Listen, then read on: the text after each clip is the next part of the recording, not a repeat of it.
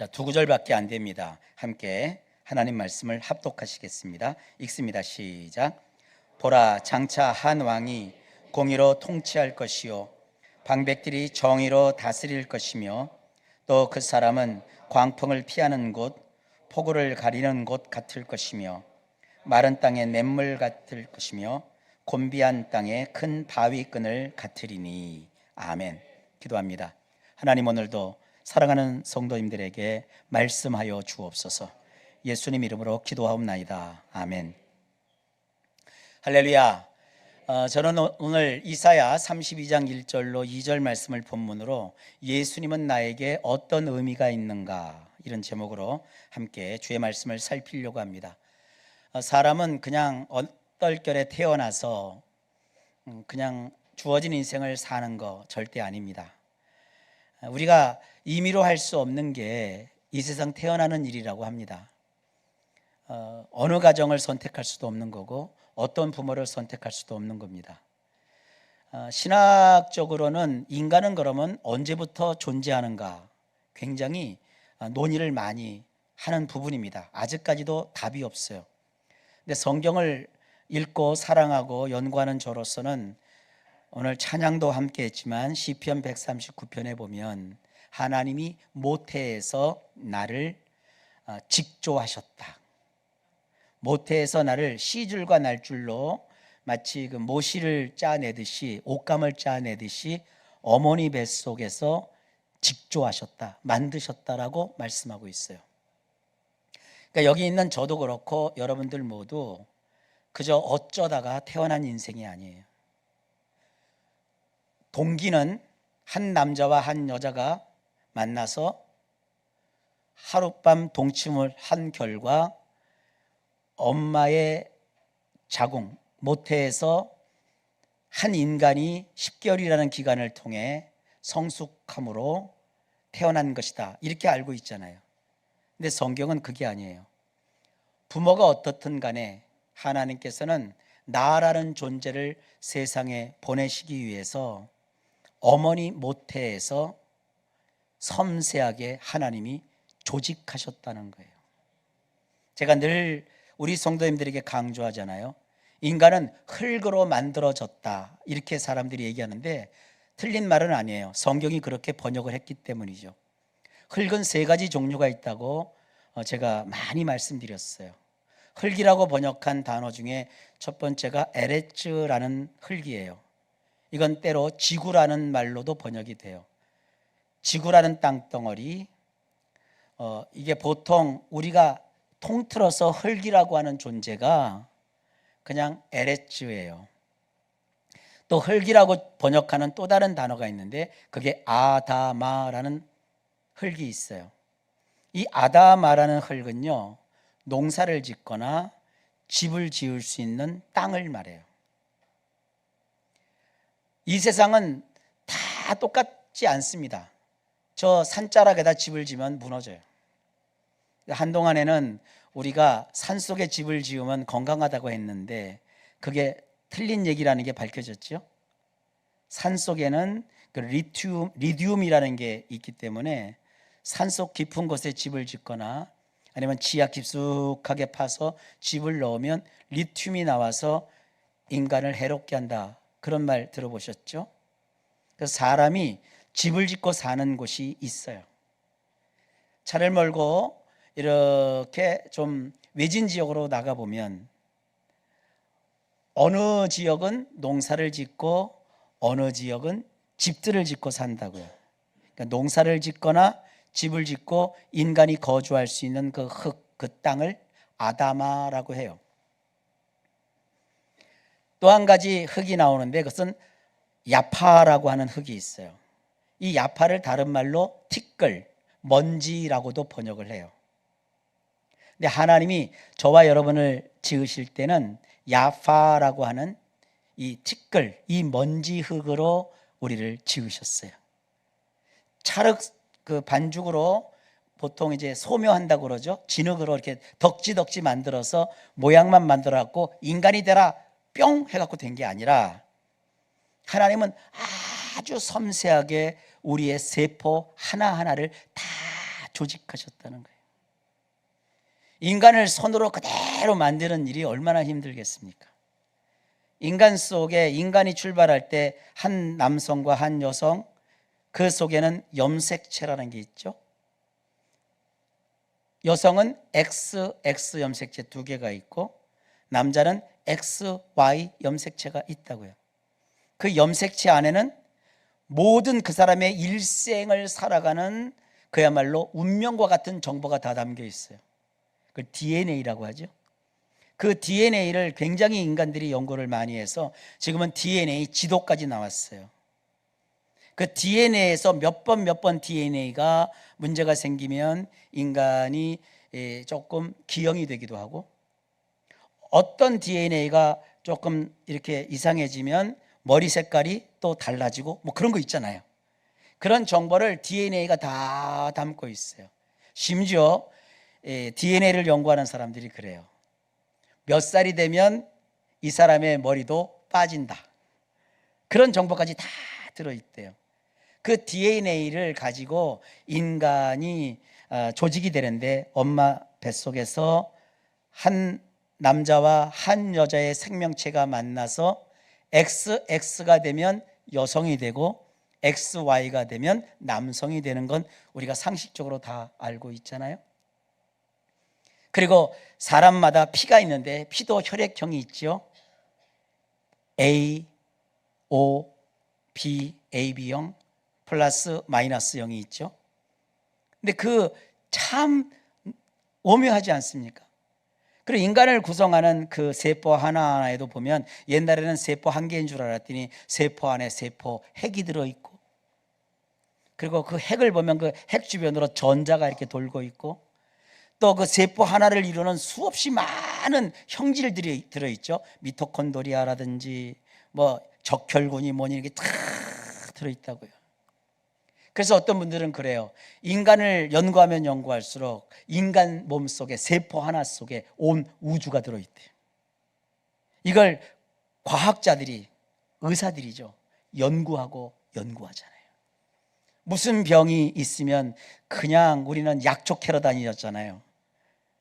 그런데 이 의술을 전문적으로 하는 과학자들은 그 병을 분석해서 그 병이 일으키는 세포를 연구하고 그 세포를, 그 세력을 줄이고 없앨 수 있는 그런 여러 가지 방식을 실험해요. 이것이 통하는 약을 개발하고 또 수술법을 만들고, 지금껏 인류 사회가 이만큼 온 거예요.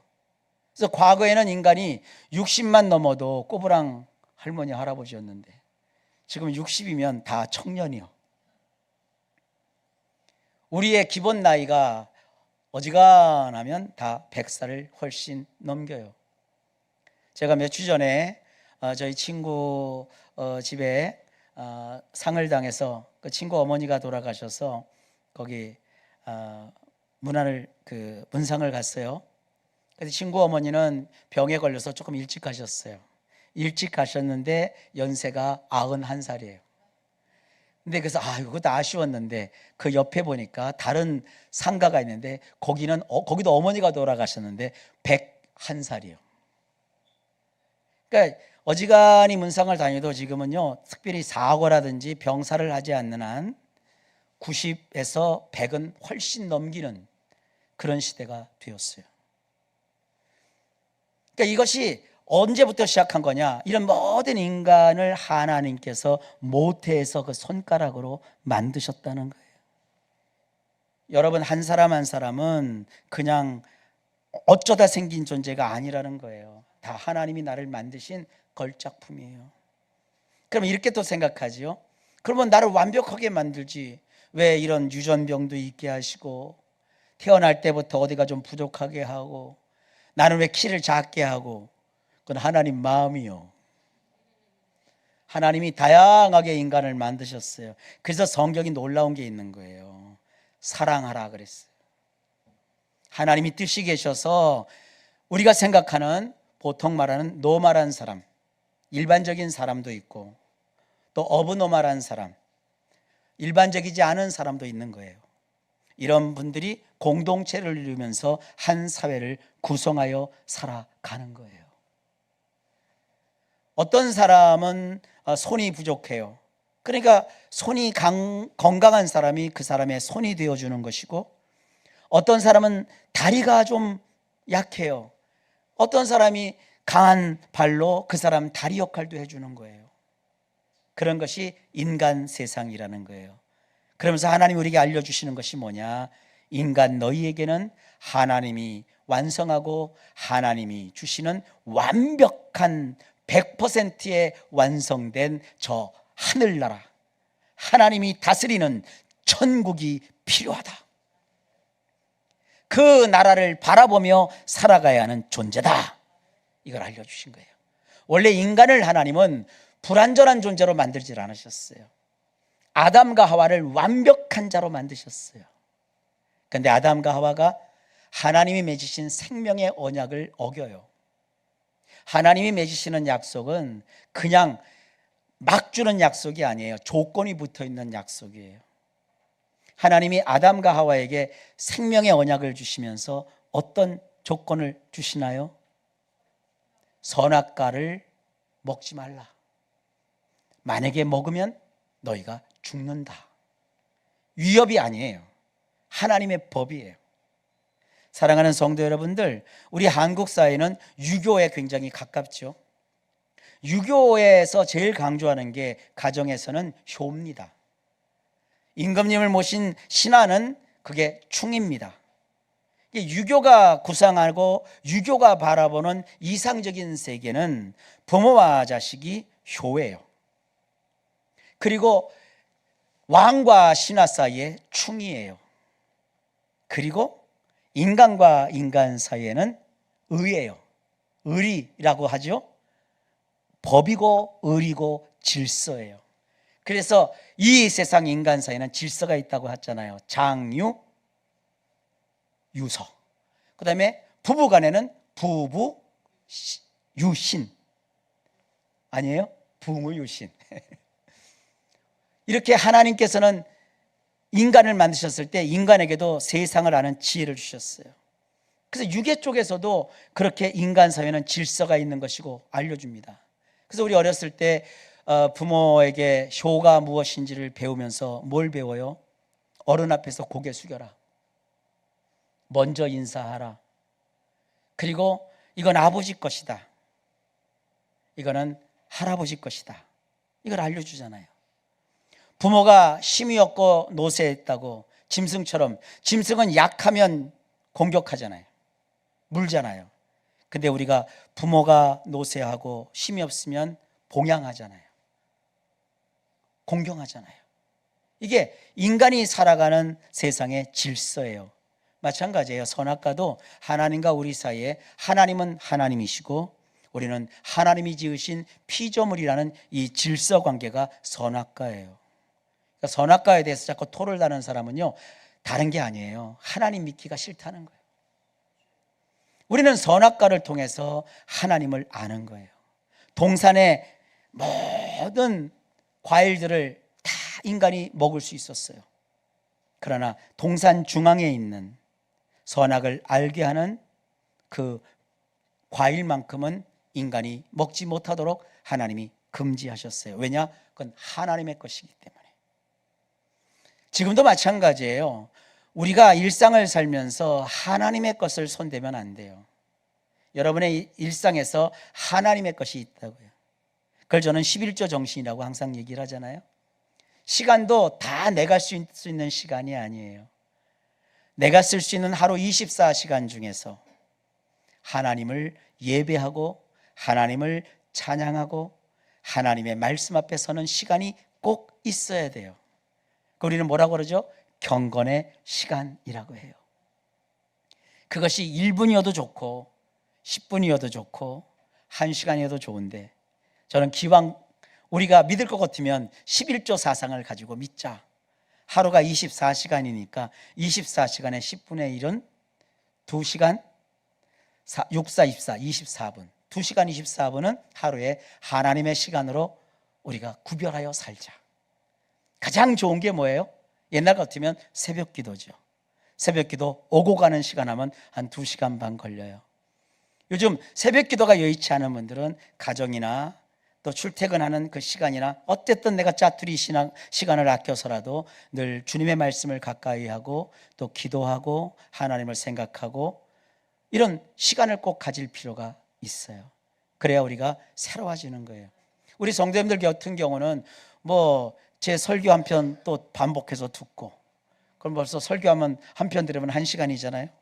그리고 여러분들이 성경 또 한 번 듣고, 그리고 또 성경 한 번 또 읽고 기도 잠깐 하고 이러면서 하루에 적어도 한 2시간 24분 정도는 하나님의 시간으로 구별하는 거고, 내가 땀 흘려 수고하여 물질에 어떤 그 소득이 생겼어요.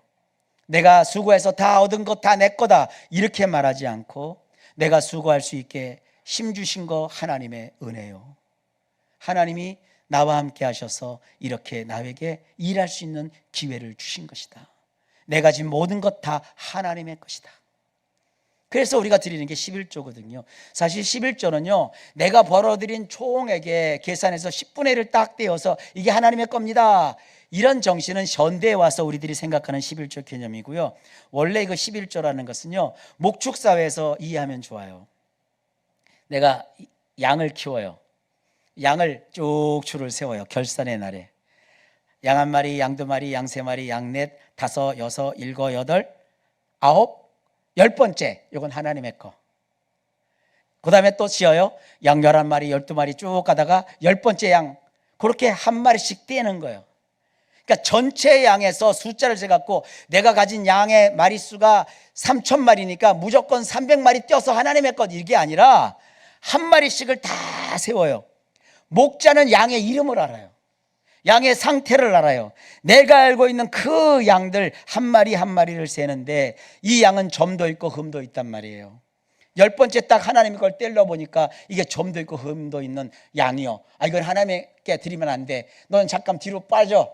너 점도 없고 흠도 없고 티 없는 네가 10번째. 이래서 떼는 거예요.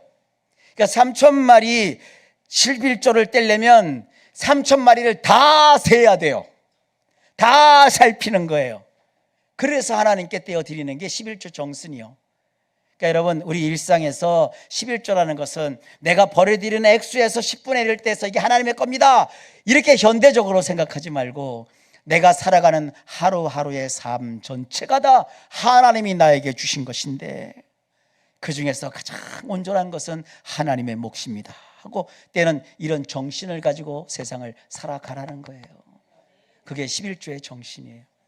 그 11조를 이스라엘 사람들이 세금처럼 드리면 그걸 가지고 국가가 쓰는 게 아니라 제사장의 손에서 가난한 자를 돕고, 또 외부인들, 나그네들을 대접하고, 성전에 봉사하는 주의 일하시는 분들을 살게 하고 하는 그런 다양한 용도로 쓰면서 온 나라가 평안하게 하나님을 경외하고 예배하고 사랑하고 섬길 수 있도록 했다는 거예요.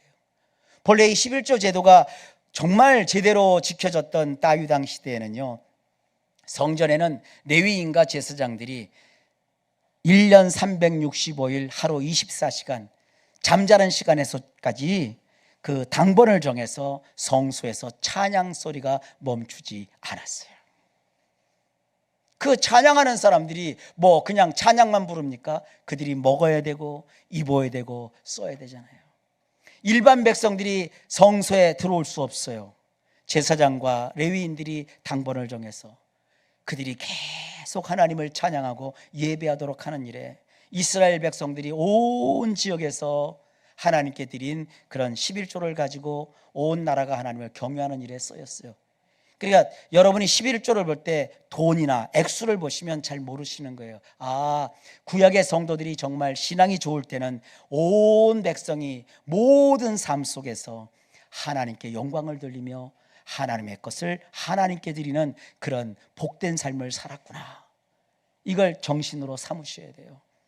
그 시대와 지금은 많이 달라요. 이제는 어떻게 살아야 되느냐? 지금은 나라는 존재는 그냥 막 생긴 게 아니라, 비록 내 몸에 장애도 있고 내 몸에 부실하기도 하고 내 몸에 부족한 것이 많아서 나는 모자란 자 같아도 하나님이 나를 이 모습 이대로 직접 만드신 하나님의 작품이다.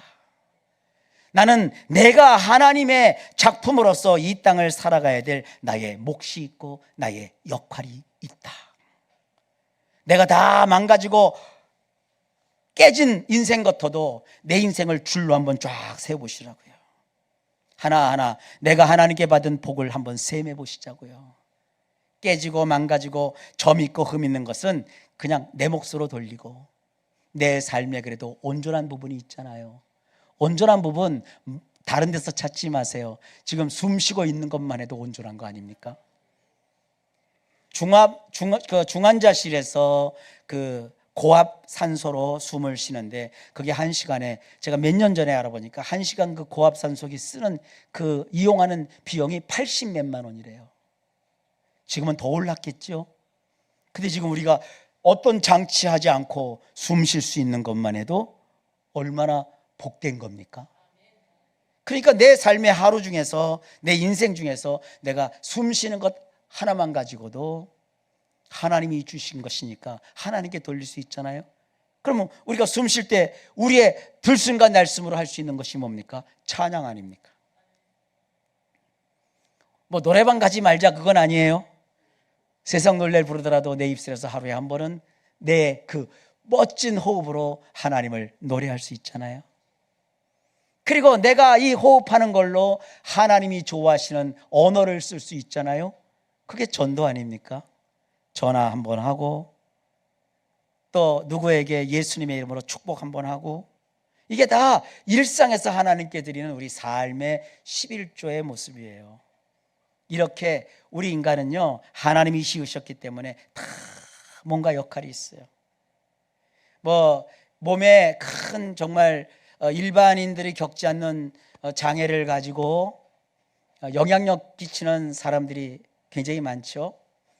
이번에 그 방송을 2주 전에 했죠. 2주 전에 방송을 하는데 우아한 낭독회를 하는데 그 책을 읽어드리더라고요. 그때 이지선 교수님을 책을 읽어줬어요. 그분은 화상을 입어가지고 정말 뭐 끔찍하더라고요. 근데 그분이 미국에 유학도 갔는데 유학 가서 뭐 여러 가지 복지를 공부하다가 우리나라 그 복지 체제하고 맞지 않는 부분이 있어서 우리나라 복지에 맞는 쪽으로 전공을 바꾸고 우리나라에 와서 사회복지 쪽에 가서 소셜워크이죠. 교수 생활을 하시면서 글을 쓴 거예요. 근데 그 글을 쭉 읽는데 그 내용이 계속 들어오더라고요.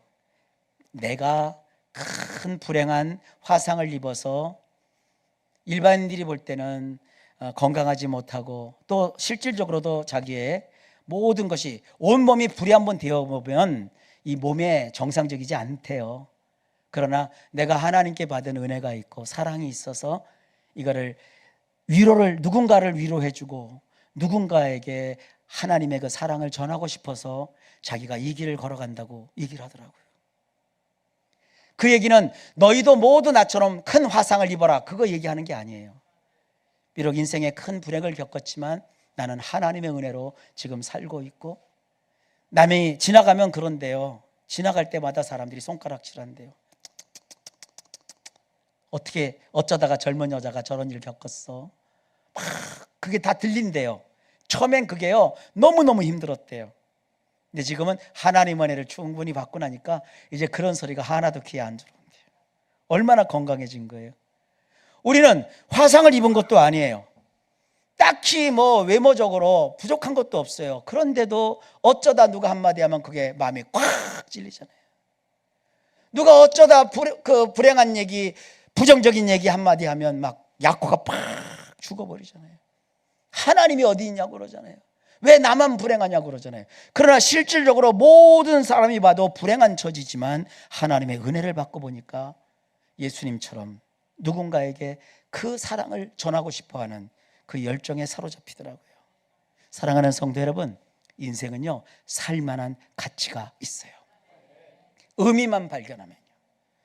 여러분이 왜 살아야 되는지, 나는 누구인지 주님 안에서 주님이 주시는 은혜 속에서 그 의미를 발견하면 그때부터 여러분 인생을 살만한 가치가 있어요.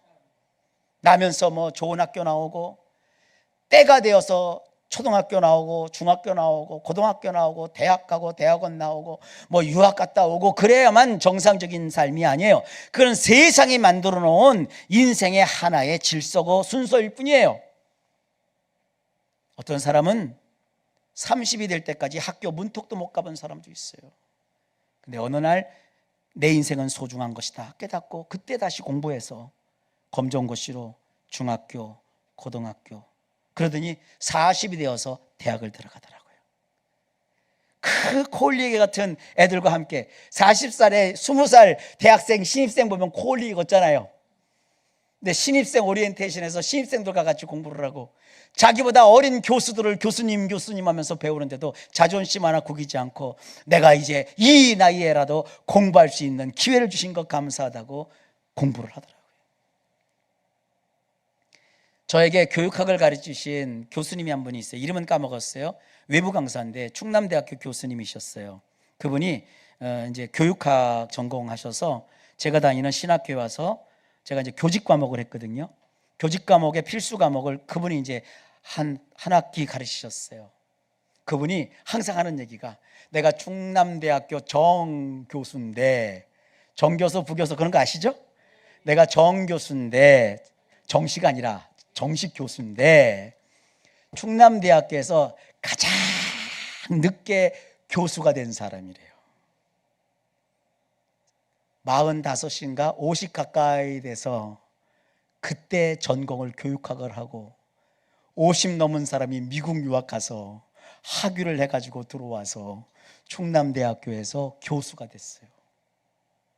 근데 어떻게 이렇게 빠른 기간에 정교수까지 됐는지 아마 굉장한 노력을 하셨나 봐요.